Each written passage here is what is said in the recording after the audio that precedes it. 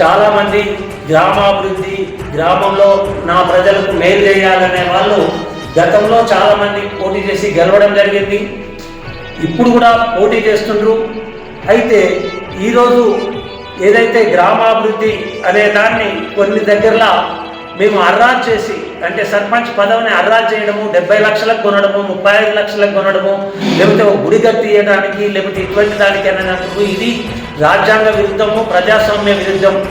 అక్కడ ఏదైనా ఊరు విలేజ్ గ్రామ కమిటీలో అన్ని పార్టీల వాళ్ళు కానీ అన్ని రాజకీయ అభిప్రాయాలతో ఉన్న వాళ్ళు అందరు కలిసేసి ఏకగ్రీవంగా తీసుకొచ్చేసి గవర్నమెంట్ నుంచి ఏదైతే వస్తుందో దాన్ని మన ఊరు అభివృద్ధి కొరకు చేద్దాం, ఊరుమ్మడిగా డెవలప్ చేద్దామనే ఆకాంక్షతో కొన్ని దగ్గర చేస్తుంటే దాన్ని అందరం కూడా సపోర్ట్ చేయాల్సిందే, సపోర్ట్ చేద్దాం.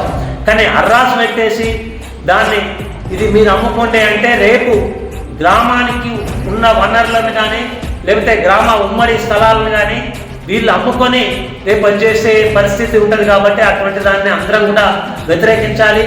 అయితే ప్రభుత్వ విధానాల వల్ల ఎందరో మంది సర్పంచులు ఆత్మహత్యలు చేసుకున్నారు. మేము గ్రామాభివృద్ధిని చేద్దాము అని చెప్పేసి ఎక్కడి నుంచో అప్పులు తీసుకొచ్చేసి వాళ్ళ బిల్స్ రాక, రోడ్లు చేసిన తర్వాత బిల్స్ రాక ఎందరో ఆత్మహత్యలు చేసుకున్నారు. ఇవన్నింటినీ దృష్టిలో పెట్టుకొని గ్రామాభివృద్ధి కొరకు, మన గ్రామం కొరకు మన మనిషిని గెలిపించుకుందాం అనేది ఆ పద్ధతిలో ఉండాలనేది. అట్లాగే వామపక్షాలు ఎక్కడైతే పోటీ చేస్తుండ్రో అక్కడెక్కడ చిన్నగా ఉన్నా ఆ చిన్నగా ఉండేదానికి అందరు కూడా బలపరచాలి. ఎందుకంటే వామపక్షాలే నిజంగా గ్రామాభివృద్ధి కానీ దేశాభివృద్ధి కొరకు పనిచేస్తుంటారు. కాబట్టి అటువంటి దానికి ఇవ్వాలి అని చెప్పేసి సిపిఎంఎల్ న్యూ డెమోక్రసీగా మేము విజ్ఞప్తి చేస్తున్నాం.